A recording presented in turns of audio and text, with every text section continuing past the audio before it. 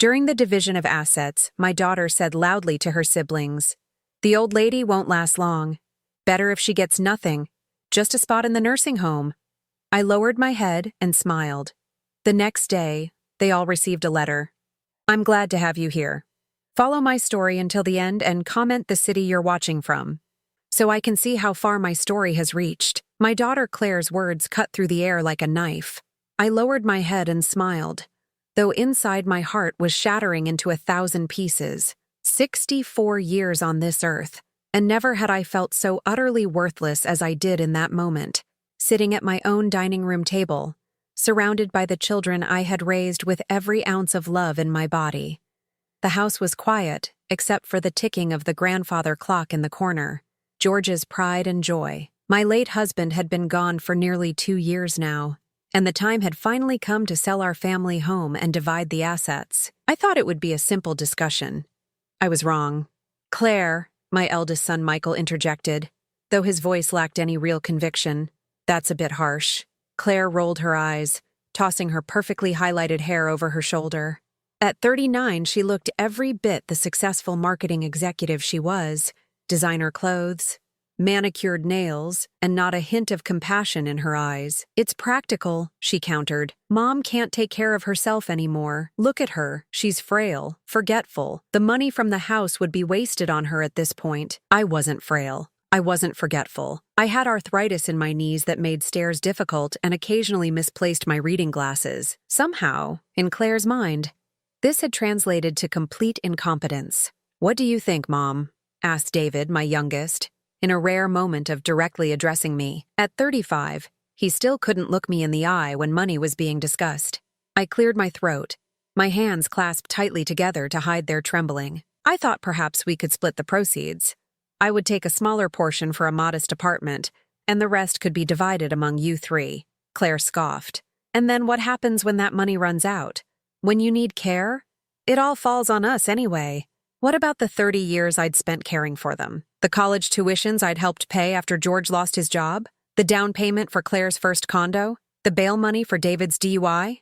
The loan to Michael for his failed restaurant venture that he never repaid? Your mother raised you," I said quietly, referring to myself in the third person as if I were already gone. "She took care of you when you were sick, helped you with homework, attended every game and recital." "Oh God, here we go with the guilt trip," Claire interrupted, checking her watch. "Look, I have a meeting in an hour. Can we just decide what we're doing with the house? I vote we sell it, split the money between us 3, and find Mom a nice facility that takes Medicare."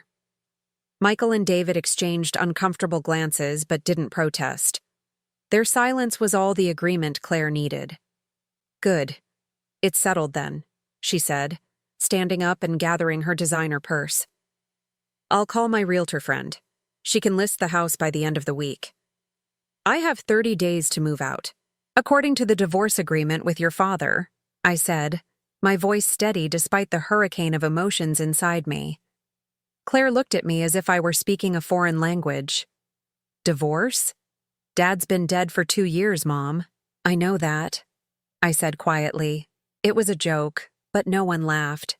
No one even smiled. Instead, they looked at me with a mixture of pity and impatience, as if my small attempt at humor was further evidence of my mental decline. As they filed out of the dining room, Claire's words echoed in my head. "The old lady won't last much longer." I remained seated at the table long after they'd gone, surrounded by the remnants of our family dinner, a dinner I had spent all day preparing, making each of their favorites: the pot roast for Michael, the scalloped potatoes for David, the apple pie for Claire. None of them had commented on the food. None of them had offered to help clean up. Slowly, I began gathering the plates, wincing as my arthritic fingers gripped the heavy stoneware. As I loaded the dishwasher, memories flooded back. Claire's first steps across this very kitchen floor, Michael learning to ride a bike in the driveway, David's high school graduation party in the backyard. I had given them everything, and now I was nothing more than an inconvenience, a problem to be solved, an old lady to be tucked away and forgotten.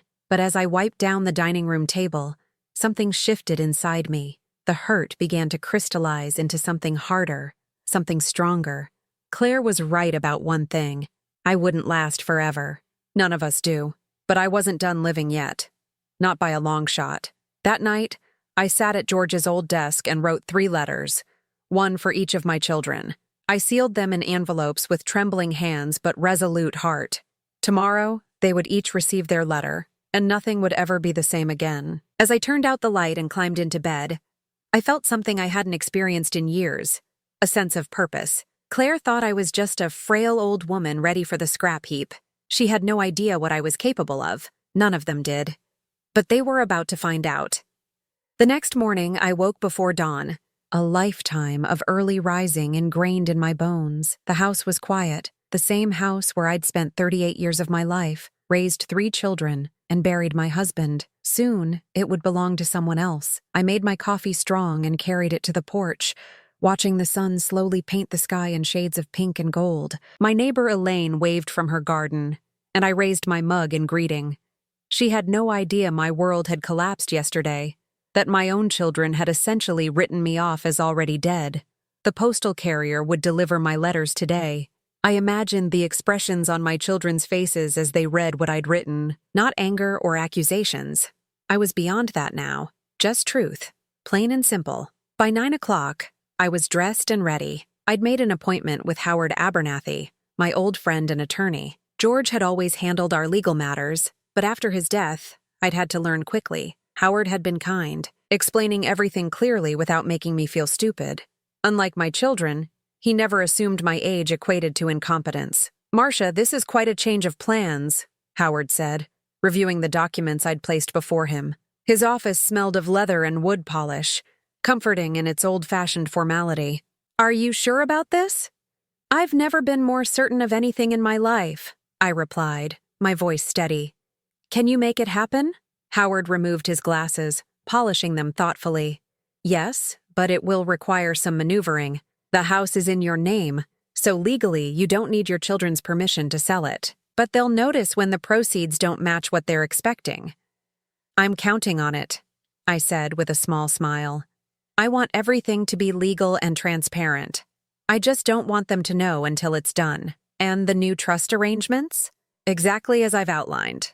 They'll each receive a portion, but with conditions, and not a penny before I'm gone." Howard nodded slowly. "You realize they'll be angry." I thought of Claire's cold eyes, Michael's averted gaze, David's awkward silence. "They already are, Howard. They just don't know who they're angry at." 2 hours later, I left Howard's office with a renewed sense of purpose. The wheels were in motion. The house would be listed with a different realtor than Claire's friend, at a slightly lower price to ensure a quick sale. A significant portion of the proceeds would be placed in a special account that only I could access. The rest would go into trusts for my children, with specific conditions for each. My next stop was the bank. Stella Jenkins had been my teller for 15 years, and she'd recently been promoted to branch manager. "Mrs. Wilson, what a lovely surprise," she greeted me warmly. "How can I help you today?" "I need to make some changes to my accounts," I explained. "And I'll need your absolute discretion." Stella's expression grew serious. "Of course. Let's go to my office." Inside the private room, I laid out my financial situation. George and I had always lived frugally, saving where we could. The children knew about our main accounts, but they had no idea about the small inheritance I'd received from my Aunt Josephine 10 years ago. Money I'd kept separate and never touched.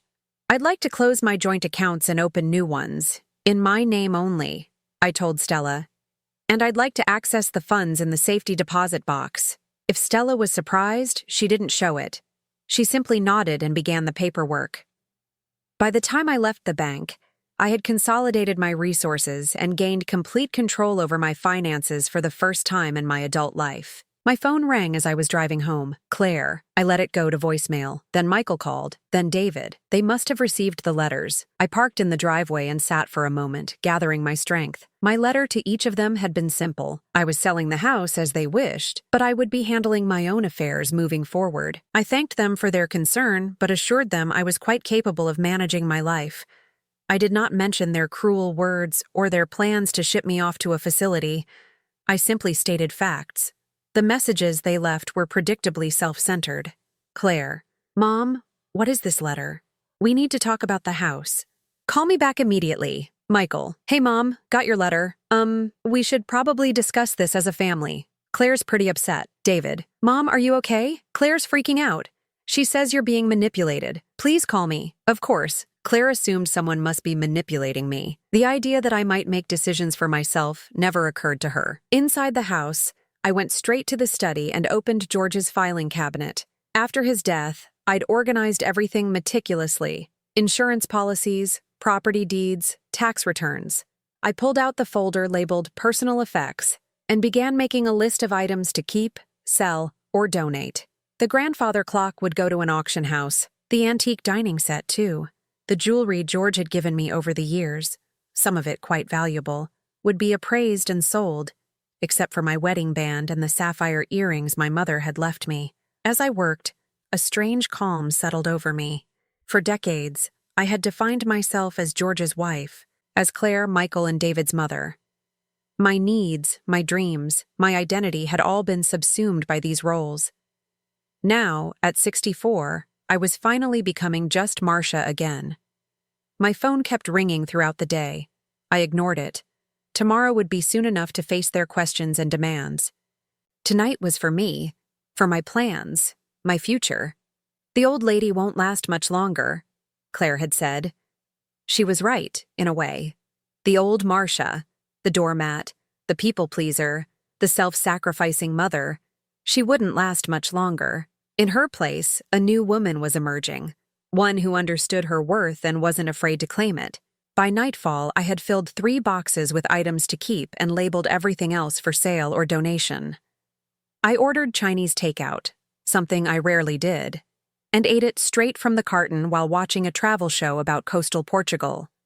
"That looks nice," I said aloud to the empty room, watching the sun set over the Atlantic in vibrant oranges and purples. "Very nice indeed." My phone buzzed again. Claire. For the 12th time. This time I picked up. "What do you mean you've already listed the house?" Claire's voice rose to a pitch I hadn't heard since she was a teenager denied permission to attend a concert. "With some discount realtor? Mom, are you trying to throw away money?" I held the phone slightly away from my ear, sipping my morning tea calmly. "Good morning to you too, Claire. The realtor is highly recommended and his commission is reasonable. But Jenny was going to list it. She specializes in luxury properties." Jenny, Claire's college roommate, whose commission would have been 2% higher than standard. "I'd done my research. I've made my decision," I said firmly. "The listing went live yesterday." There was a moment of stunned silence before Claire recovered. "Why didn't you discuss this with us first?" "I didn't realize I needed permission to sell my own house." "That's not," Claire sputtered. "We're just trying to help you, Mom.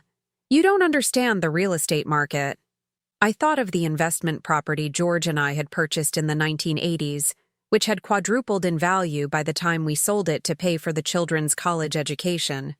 But Claire had been too young to remember that. "The house will sell quickly at this price," I said.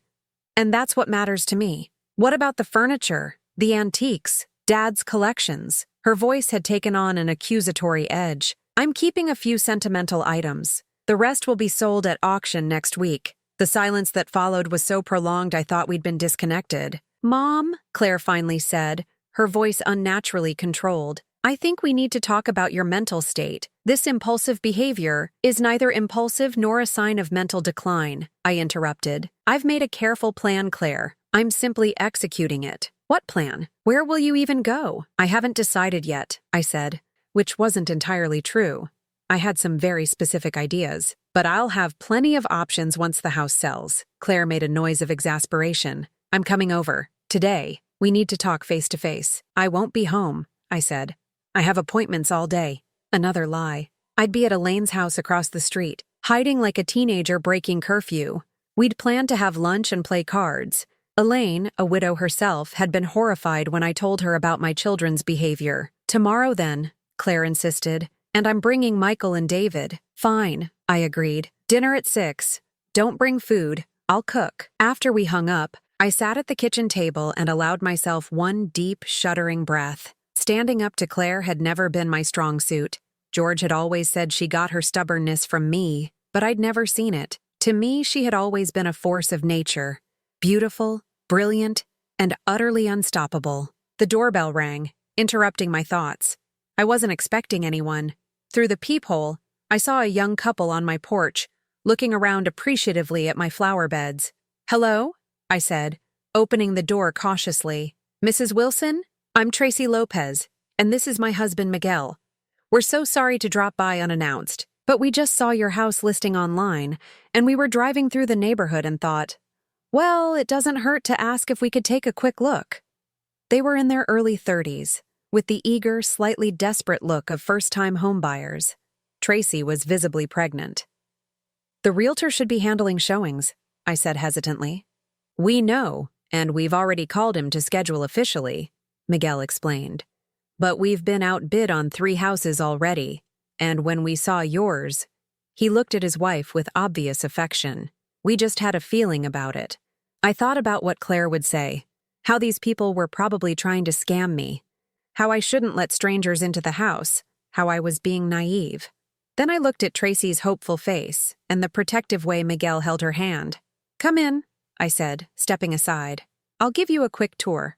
As I showed them around the house where I'd spent nearly 4 decades of my life, I found myself sharing little stories. How the scratch on the kitchen doorframe marked Claire's height at 10, how the stain on the living room ceiling resulted from Michael's science experiment gone wrong, how the crooked bathroom tile was from when David tried to help George with renovations. "It's a wonderful home," Tracy said softly as we finished in the backyard. "You can feel how much love is in these walls." "Yes," I agreed, surprised by the lack of sadness I felt. "But now it's time for a new family to make their own memories here." After they left, promising to return with their realtor for an official showing, I went to the old secretary desk in the living room. Inside the top drawer was a leather-bound journal George had given me on our 30th anniversary. I'd never written in it, always too busy with everyone else's needs to record my own thoughts. I opened it to the first blank page and began to write. "Today, I showed my house to a young couple. The woman is expecting their first child. They looked at this place and saw a beginning. For so long, I've only been able to see endings. 3 days later, my house was under contract." Tracy and Miguel Lopez had indeed returned with their realtor and made an offer just slightly above asking price. Their letter, explaining how they'd fallen in love with the home and could envision raising their family there, had sealed the deal for me, despite my realtor suggesting we wait for more offers. When I told my children at our dinner, Claire's face went through a remarkable series of expressions: shock, anger, disbelief, and finally, calculation. "How much?" she demanded, her fork hovering midway to her mouth. I named the figure. "That's it?" she nearly shouted. "Mom, that's at least $50,000 below market value. What were you thinking?" "I was thinking it's my house, and I can sell it to whomever I choose, for whatever price we agree on," I replied calmly, passing the salad to David. "But that's our inheritance you're just giving away," Claire sputtered. And there it was, the truth, finally spoken aloud. "Your inheritance?" I repeated softly. I wasn't aware I had died. Michael choked slightly on his water, and David suddenly became very interested in his napkin. "You know what I mean," Claire said, flustered. "That money was supposed to be for all of us. Eventually." "And what about me?" I asked. "What was supposed to be for me right now, while I'm still very much alive?" Claire had no answer for that. "The nursing home," I supplied for her. "Isn't that right? A place where I wouldn't be a burden on any of you." "Mom," Michael started, but I held up my hand. "The house will close in 30 days, I said firmly. "And then each of you will receive a check for $20,000. The rest is mine." The silence that followed was deafening. 6 months can change everything. The Lopez family had been living in my old house for nearly 5 months now. Tracy had given birth to a beautiful baby girl, and they'd sent me a photo with a thank you note. "Emma's nursery used to be your sewing room. We think of you often and hope you're happy in your new life." My new life. It still felt strange to think of it that way. After the closing, I'd moved into a small furnished rental while I figured out my next steps. My children had been in various states of shock, anger, and disbelief when I'd handed them each a check for $20,000. Far less than they'd expected, but more than nothing. "This is it?" Claire had asked, staring at the check as if it might suddenly add a zero. "This is it," I'd confirmed. Consider it a gift. But what about the rest? Michael had pressed. The house sold for almost $300,000. The rest is mine, I'd said simply. For my future. They'd tried everything after that. Guilt, anger, even bringing in a lawyer to see if they could contest my decision. But Howard had made sure everything was airtight. The house had been solely in my name, and I was of sound mind. The money was mine to do with as I pleased. And what had pleased me was something none of them could have imagined. "Are you sure about this, Marcia?" Elaine had asked when I'd first shared my plan with her. "It's so unexpected. That's exactly why I need to do it," I'd replied. "I've spent my entire life being exactly who everyone expected me to be. Now it's my turn." The memory brought a smile to my face as I adjusted my new sun hat and gazed out at the glittering blue ocean before me. The small cafe table wobbled slightly as I reached for my coffee, the warm sea breeze carrying the scent of salt and jasmine. "More coffee, Ms. Wilson?" asked Miguel, the owner of the small beachside cafe where I'd become a regular. "Yes, please," I replied. "And perhaps one of those delicious pastries." "Of course." He smiled warmly. "Working on your painting again today?" I nodded, gesturing to the small easel set up beside my table. "The light is perfect this morning." Who would have thought that Marcia Wilson, dutiful wife and mother, would discover a passion for watercolor painting at 64? Certainly not my children, and honestly, not even me. But the art class I'd impulsively signed up for at the community center during my last month in the rental had awakened something in me, a joy. A sense of possibility I hadn't felt in decades. And when the instructor had mentioned the artists' colony in this small coastal town, something had clicked. I'd gone home that night and looked up real estate listings. A week later, I'd put a deposit on a tiny cottage just 2 blocks from the beach. My phone buzzed beside my coffee cup. David, my youngest. Unlike Claire and Michael, who had essentially stopped speaking to me after realizing I wasn't going to change my mind about the money, David still called occasionally. "Hey, Mom," he said when I answered. "Just checking in. How's wherever you are?"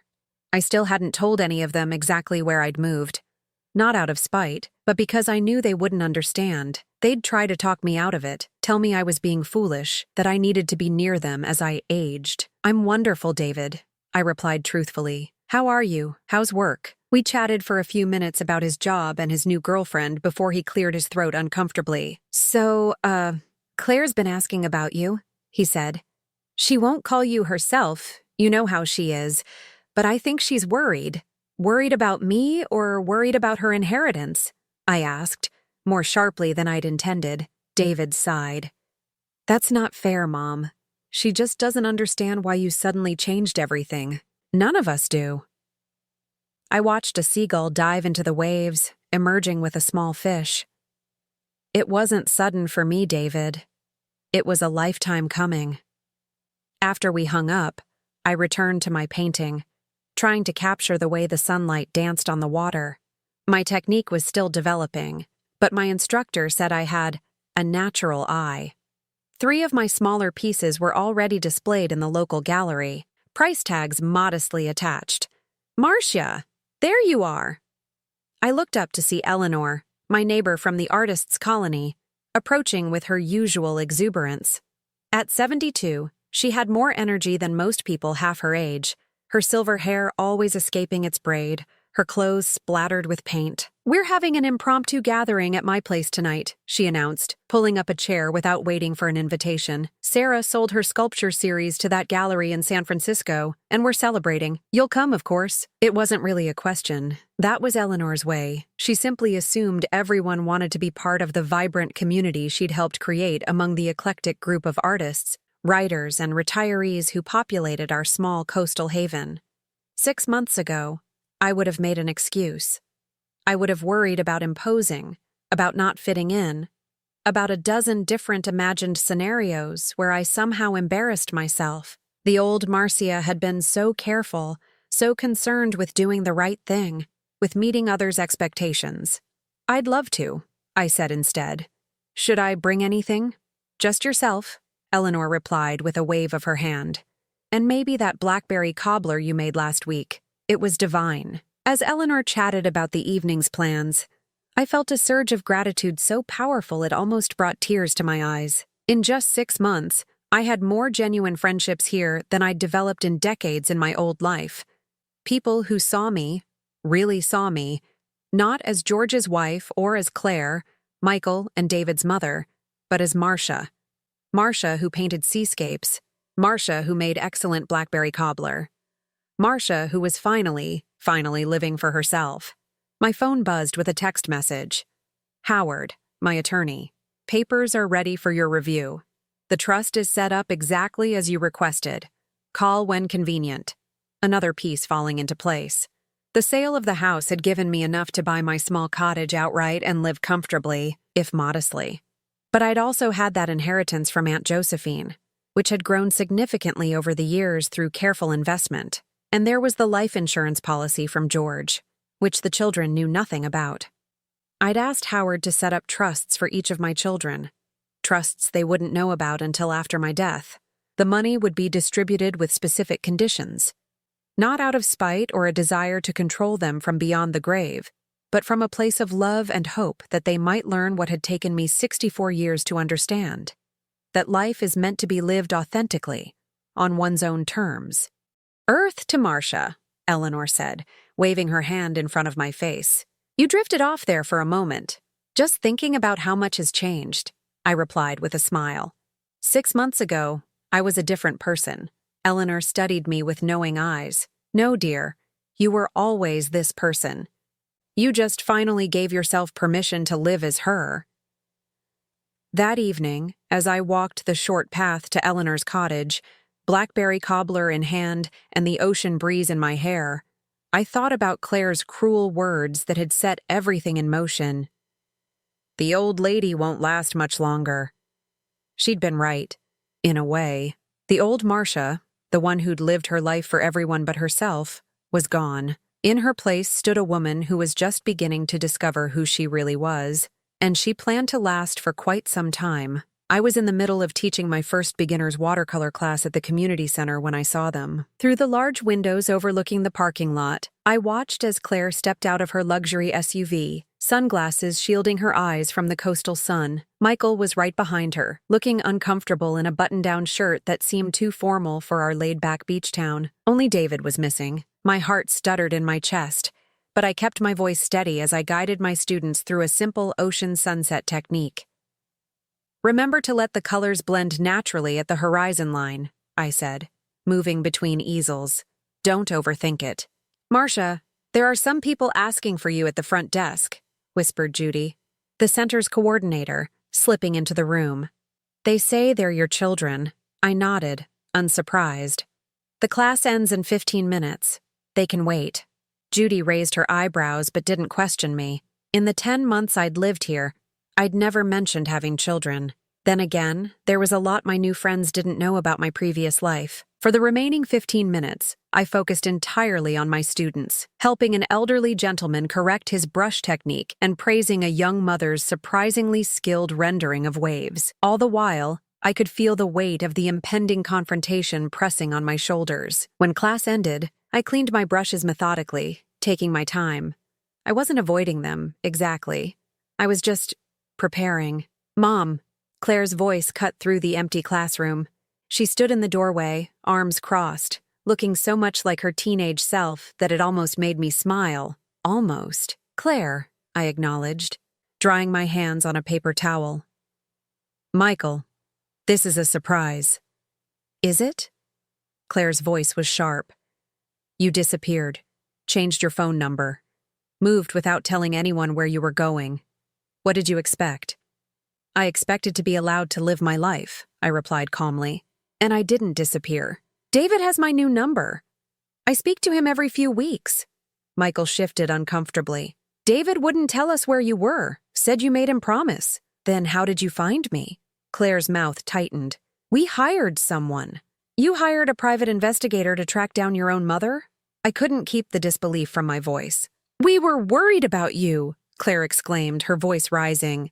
You suddenly sell the house, move away without telling anyone where you're going, start giving away money. Giving away money? I interrupted. What are you talking about? Michael stepped forward. The checks, Mom. 20,000 each. It wasn't like you. I stared at them, truly stunned. That wasn't giving away money. That was giving you each a fair portion of the house sale. Less than you expected, perhaps, but hardly charity. That's not, Claire began, then stopped herself. Look, we didn't come here to argue about money. Then why did you come? Claire? I asked quietly. Why track me down after nearly a year of silence? The question hung in the air between us. Through the window, I could see my students dispersing. Some heading toward the beach with their finished paintings, others to the small cafe across the street. My new life, carrying on just outside, while my old one confronted me within these walls. Because you're our mother, Michael finally said, his voice softer than Claire's. And we miss you. Something in his tone made me look at him more closely. Michael, my middle child, had always been the peacemaker, caught between Claire's forceful personality and David's quiet rebellion. Now there was a vulnerability in his eyes I hadn't seen before. Do you? I asked, not unkindly. Miss me? Or miss what I provided? Claire made an impatient sound. This is exactly why we've been worried.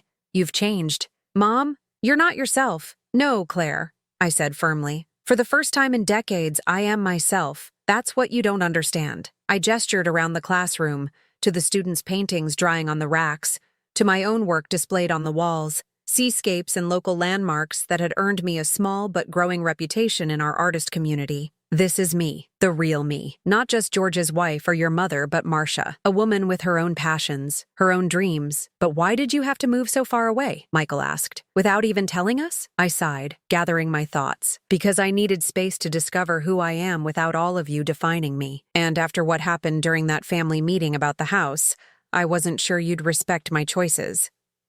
Claire flinched slightly, and I knew she remembered her cruel words. The old lady won't last much longer? I said some things I shouldn't have, she admitted reluctantly, but that doesn't justify disappearing. I didn't disappear, Claire. I moved on. There's a difference. An uncomfortable silence fell between us. Through the open door, I could hear the sounds of the community center, children laughing in the gymnasium down the hall, the gentle chime of the yoga class ending, normal life continuing all around us. We found the trust documents, Claire finally said, her voice flat. In Howard's office. My breath caught. Howard would never have shown them those documents willingly. You had no right. We were executing a power of attorney, Michael explained quickly. David forged your signature. We were trying to protect your assets. The betrayal stung, but not as much as it once might have. My assets don't need protecting, especially not from me. Why would you set up trusts that we can only access after you die? Claire demanded. With all these conditions. The conditions. Each child's trust had specific requirements. For Claire, she would receive her portion only after completing a year of volunteer work with the elderly. For Michael, his money was tied to finishing the degree he'd abandoned. For David, the youngest and most directionless, his trust required him to remain employed at the same job for at least 2 years. Stability, I hoped, would help him find purpose. Because money without meaning is just money, I said simply. I wanted to give you something more valuable. So, this is all some kind of lesson? Claire's voice dripped with disdain. You're punishing us from beyond the grave? No, Claire. I'm loving you the best way I know how. Michael looked thoughtful, but Claire shook her head in frustration. This isn't love. Mom, this is control. Is that what you think? I asked, genuine sadness washing over me. That boundaries are control? That wanting the best for you, wanting you to grow, to find purpose beyond material wealth, is somehow a punishment? What I think, Claire said, her voice tight with emotion, is that you abandoned your family on some selfish journey of self-discovery, left us wondering if you were even alive, and now we find out you've been hiding money, setting up secret trusts with ridiculous stipulations, playing puppet master with our lives. Claire, Michael started, but she cut him off. No, Michael, I'm done. If Mom wants to live in her little fantasy world painting seagulls by the beach, let her. I have a real life to get back to. She turned on her heel and walked out, leaving Michael and me in stunned silence. I should go after her, he said after a moment, but he didn't move. She'll cool down, I said, though I wasn't entirely sure. Claire had always been the most like her father, stubborn, Principled and slow to forgive perceived slights. Michael sighed, running a hand through his hair. The trusts, they're actually kind of brilliant, especially mine. I looked at him in surprise. I've been thinking about going back to school, he admitted. For a while now, just couldn't justify the expense. A small smile tugged at my lips. The money will be there when you're ready. No pressure. He nodded, then glanced toward the door Claire had stormed through. I should really go. She drove. Of course. He hesitated, then stepped forward and gave me an awkward hug. You look good, Mom. Happy. I am, I said softly. I really am. After he left, I stood alone in the classroom surrounded by the colorful evidence of my new life. The confrontation had been painful, yes, but also clarifying. Claire might never understand my choices. Michael might be beginning to. And David, well, David had kept my secret all this time, even from his siblings. My family was changing, reforming into something new, just like me. My 65th birthday dawned clear and bright, sunlight streaming through the lace curtains of my bedroom window. I stretched lazily, savoring the moment. Birthdays had never been particularly special in my married life, usually just a quiet dinner with George, perhaps a small gift. The children would call if they remembered. Today felt different. Today felt like a celebration, not of growing older, but of growing into myself. I padded barefoot to the kitchen and made coffee, carrying my mug out to the small porch that faced the ocean. My cottage was nothing like the spacious suburban home I'd shared with George, but every inch of it was mine, filled with things that brought me joy. Books I actually had time to read, art supplies, colorful cushions, and quirky finds from local shops. The porch had become my favorite spot, a place to watch the ever-changing sea and sky. I'd set up a small table where I often painted or wrote in my journal. Today, a wrapped package sat on it, tied with a blue ribbon. Puzzled, I set down my coffee and examined the gift. The tag simply read, "For Marcia, on her day of liberation, E. Eleanor, of course." My free-spirited neighbor had a flair for the dramatic.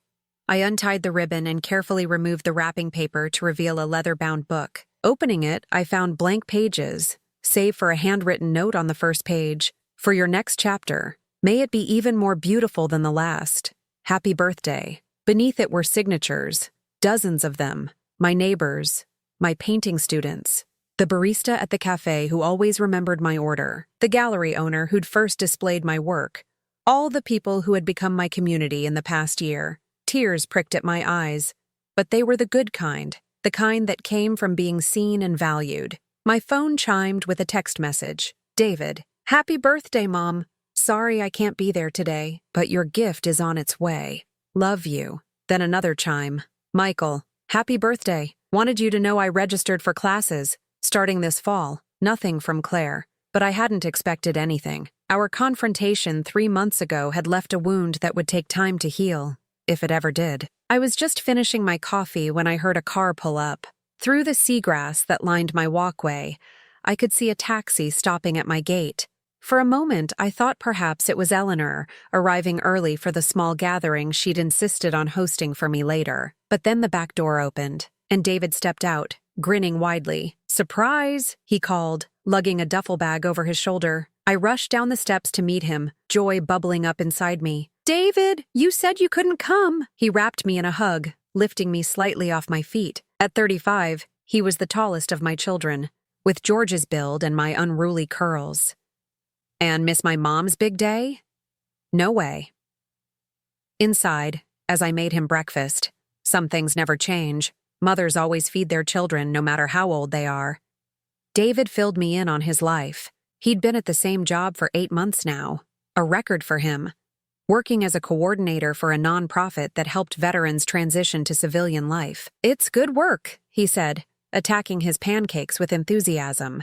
Makes me feel like I'm doing something that matters, you know? I did know. That feeling had eluded me for most of my adult life, only finding it now, in my 60s. How's your painting going? He asked. Michael said your stuff is selling in that local gallery. I nodded, unable to hide my pride. 3 pieces last month. Nothing expensive, but it's a start. That's amazing, Mom, really. His genuine happiness for me warmed my heart. Of my 3 children, David had been the quickest to accept my transformation, perhaps because he himself had always been searching for his own path. So, he said a bit too casually, I might have invited someone else to your birthday dinner. I raised an eyebrow. Oh, Michael's driving down. Should be here by 4. I smiled, pleased. That's wonderful. I wasn't sure if— And Claire, he added quickly, then winced at my expression. I know. But she wants to come, Mom. I didn't pressure her, I swear. Claire? Coming here willingly? After the things she'd said? I wasn't sure whether to be hopeful or anxious. Did she say why? I asked carefully. David shrugged. Just that she didn't want to miss your birthday. Look, I know she was harsh the last time, but she's been different lately. Quieter. I think she might be ready to really talk. I nodded slowly. Well, it's your risk. You're the one who'll have to drive back with her if things go badly. He grinned. Always the optimist, Mom. The rest of the day passed in a pleasant blur. David and I walked along the beach, collecting shells and talking about everything and nothing. I showed him my newest paintings in the small studio space I'd set up in what was supposed to be the cottage's second bedroom. This one's my favorite, he said, pointing to a watercolor of an elderly couple walking hand in hand along the shoreline, their backs to the viewer, facing a brilliant sunset. That's Eleanor and her late husband, I explained. I painted it from a photograph she showed me, their 50th anniversary, just a year before he passed. It's beautiful, David said softly. You can feel the love between them. By 4 o'clock, as promised, Michael's car pulled into my driveway. I watched from the porch as he emerged, followed by Claire. She looked different somehow, less polished than usual, her hair in a simple ponytail, wearing jeans instead of her customary tailored slacks. Happy birthday, Mom, Michael said, hugging me warmly. Place looks great. Claire hung back, her expression unreadable. Then, to my surprise, she stepped forward and handed me a small, wrapped package. Happy birthday, she said, her voice quiet but steady. Thank you, I replied, genuinely touched. I'm glad you came. Inside the package was a silver frame holding a photograph I'd never seen before. Me, much younger, laughing as I pushed Claire on a swing. I must have been in my 30s. Claire no more than 5 or 6. Dad took it, Claire explained, watching my face. I found a box of old photos when I was cleaning out my storage unit. It's wonderful, I said softly.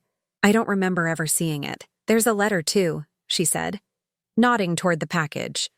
But maybe read it later. I nodded, setting the frame carefully on my side table. We have a little time before we need to head to Eleanor's for dinner. Would you like some tea? Or maybe a walk on the beach? To my surprise, it was Claire who answered. A walk would be nice. The brothers exchanged glances but made no move to join us. This conversation, they seemed to understand, needed to happen between Claire and me alone. We walked in silence for a while, the wet sand firm beneath our feet, the sound of waves a soothing backdrop. Finally, Claire spoke. I've been seeing a therapist, she said abruptly. Since we found you here. I glanced at her, surprised. Claire had always dismissed therapy as paying someone to tell you what you want to hear. She's helped me understand some things, Claire continued, eyes fixed on the horizon, about why I was so angry when you left, why I said those terrible things about you not lasting much longer, about the nursing home. I waited, letting her find her words. I was afraid, she admitted, her voice barely audible over the surf. Afraid of losing you. Afraid of you not needing me anymore. It was easier to push you away first than to be abandoned. Oh, Claire, I said gently, I never abandoned you. I just finally started living for myself, too. She nodded, wiping at her eyes. I know that now, but at the time, it felt like rejection, like you were choosing yourself over us. It wasn't an either-or choice, I explained. I can love you and still love myself enough to want happiness. We walked a bit further, both processing. The trust, Claire said eventually. The one you set up for me, with the condition about working with the elderly. I tensed slightly. Yes? I started volunteering at a retirement community near my apartment, just 2 days a week, reading to residents, helping with activities. I stopped walking, turning to face her. Really? She nodded, a small smile playing at her lips. Really? And the weird thing is, I like it. These people have amazing stories. They're not just old people waiting to die. They're vibrant and funny and wise. Yes, I said simply. We are. Claire's smile widened at my deliberate use of we, acknowledging my own age. I'm starting to understand why you did what you did, Mom. All of it. The house, the move, the trusts. You wanted us to see what you've discovered. That it's never too late to find purpose, to live authentically. That's exactly it, I said, my heart swelling with hope. That's all I've ever wanted for all three of you. As we turned to walk back toward the cottage, the setting sun painted the sky in brilliant oranges and pinks, almost identical to the watercolor sunset I'd taught my students to paint just months earlier. I'm sorry, Claire said quietly, for what I said that day, about you not lasting.